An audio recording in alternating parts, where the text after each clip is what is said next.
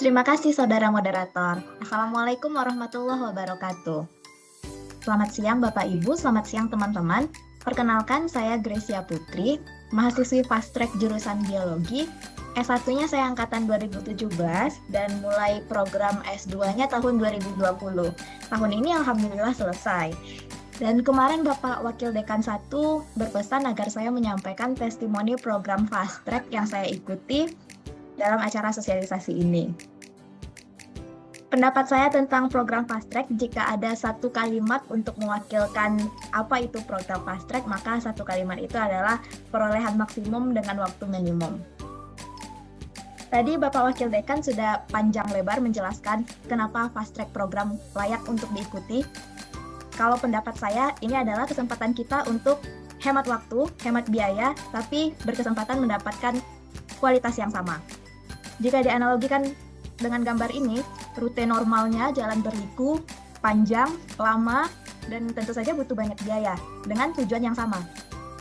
Sedangkan program Fast Track ini, kita menerobos jalannya singkat, karena singkat itu kita jadi hemat dari segi biaya, dengan tujuan yang akan kita capai sama-sama memperoleh gelar magister. Sekarang saya mau menceritakan kenapa program Fast Track itu layak untuk dikejar. Ini beberapa highlight dari perjalanan Fast Track saya. Saya S1 terdaftar bulan Agustus 2017, sama seperti teman-teman, diawali dengan bakti UNAN. Ini terik matahari panas-panasan. Lalu tahun 2018 dan tahun 2019 menjalani S1 sebagaimana normalnya program S1 kuliah dengan segala ekstranya. Nah, bedanya di sini, saya student mobility di semester kelima, sedangkan student mobility kebanyakan ditulis persyaratannya untuk mahasiswa tahun akhir. Tahun akhir itu artinya semester 7 atau semester 8. Tapi kita coba saja, siapa tahu kita memenuhi kualifikasi sehingga kita bisa diberangkatkan student mobility di semester 5 tersebut. Untuk mengetahui kualifikasi apa yang dibutuhkan, saya mencoba mendaftar student mobility sejak semester 3. Perbedaannya di sini, kalau kita mengandalkan semester 7 untuk student mobility nanti, di semester 7 kita akan menjalani program S2. Saya rasa kalau kita student mobility sambil S2 dan sambil menyelesaikan studi S1 juga, itu cukup merepotkan. Jadi jika teman-teman ingin student mobility sambil fast track, maka majukan keberangkatan student mobility-nya jadi semester ganjil sebelum semester 7, semester 5 idealnya. Nah, di semester ke-6, saya sudah menyelesaikan semua beban kuliah S1. Jadi semester ke-6 itu terakhir untuk S1, tinggal nanti di semester 7 hanya ada tugas akhir skripsi, kalau nggak salah itu 8 SKS dengan seminar proposal dan seminar hasilnya. Di semester ke-7 kita tuntaskan SKS studi S1-nya, langsung kita beban kuliah S2-nya bisa kita ambil maksimal. Beban kuliah maksimal S2 waktu saya itu 12 SKS, kalau nggak salah saya sekarang 16 SKS. Itu lumayan untuk teman-teman jika dimaksimalkan di semester 7 itu, artinya tuntas semester 1 dengan SKS maksimal untuk S2-nya. Kemudian, di semester ke-8, ini ada trik di sini.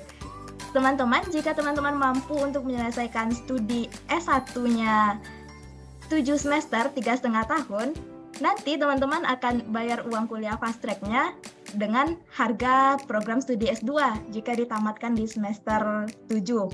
Nah, di sini saya kepikiran, kita tunda tamat kita 1 atau 2 minggu, maka kita bisa terdaftar dengan biaya S1. Mungkin teman-teman belum kepikiran di sini, inilah kelebihan fast track kita. Jika teman-teman penerima beasiswa KIP kuliah atau waktu itu namanya bidik misi, maka teman-teman berhak untuk dibayarkan kuliahnya hingga 8 semester. Jadi kalau teman-teman menerima KIP kuliah, teman-teman maksimalkan sampai 8 semester itu agar fast track teman-teman dibayarkan 2 semester pertama. Jadi tinggallah nanti semester ketiga kita saja. Semester 3 itu beban SKS-nya tinggal tesis dan beberapa kuliah pilihan. Ketika saya lulus sarjana itu bulan Februari 2021, sedangkan registrasi S2-nya bulan Agustus. Rentang dari Februari hingga Agustus itu semacam identity crisis bagi mahasiswa fast track karena transisi dari S1 ke S2, kita tidak terdaftar di S1, di pangkalan data Dikti NIM kita sudah tidak memiliki kekuatan lagi, bahkan untuk validasi berita acara di MyMIPA pun itu akan kesulitan karena tidak bisa akses dengan NIM S1 sedangkan NIM S2-nya belum ada. Waktu itu ada tawaran program International Credit Transfer. Ini diperuntukkan bagi mahasiswa program S1, S2, atau S3, sedangkan kita program fast track yang sedang di masa transisi.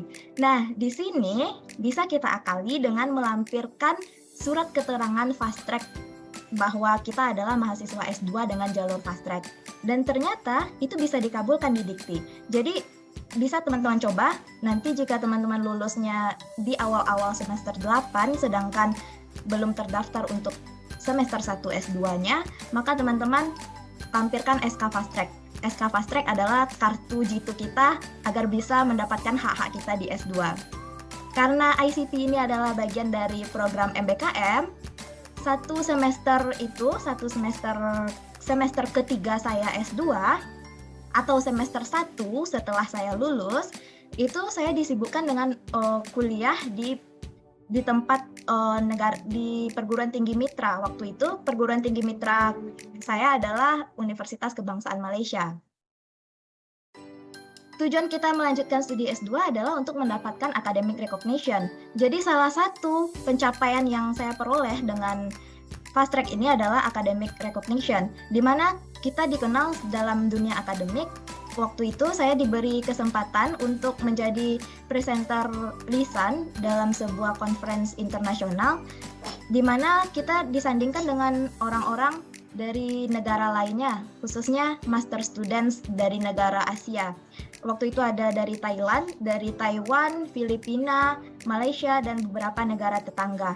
Juga pernah saya dapatkan academic recognition dari Okayama University di Jepang, dan itu bisa kita peroleh dengan program fast track ini.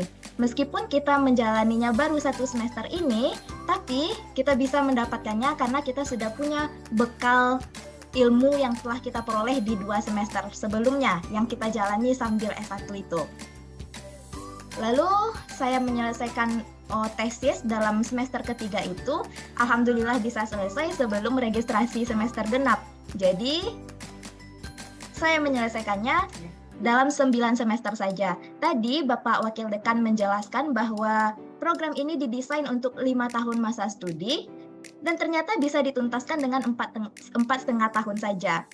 Jika dihitung dari studi registrasi S2-nya sampai tamat, maka saya terdaftar sebagai mahasiswa S2 dengan lama studi 0 tahun 7 bulan.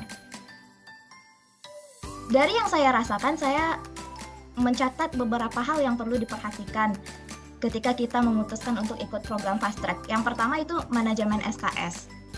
Ketika kita sudah mengoptimalkan tatanan SKS kita dengan porsi yang tepat setiap semester, maka kita bisa saja, bukan tidak mungkin untuk menyelesaikannya dalam kurun waktu 4 tahun.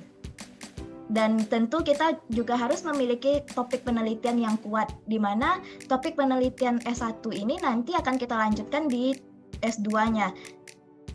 Sebut saja kita membahas kulitnya di S1 dan kita perdalam di studi S2.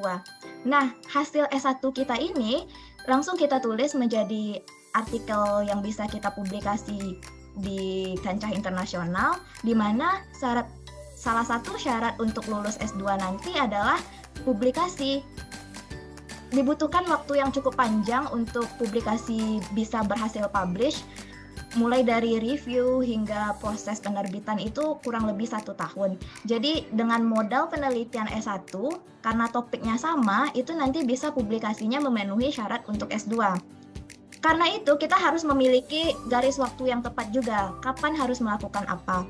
Dan tetap up to date dengan perkembangan ilmu pengetahuan bidang yang kita dalami, perbanyak diskusi dengan dosen pembimbing, dan ini publikasi tadi ketika sudah selesai publikasi, ya, well done. Semuanya sudah tercukupi untuk memperoleh gelar magister. Selamat teman-teman bisa menyandang gelar magister. Demikian dari saya karena waktu saya terbatas. Jika teman-teman tertarik dengan cerita lainnya, bisa kita cerita lebih banyak di sini atau di kanal YouTube saya. Terima kasih. Assalamualaikum warahmatullahi wabarakatuh.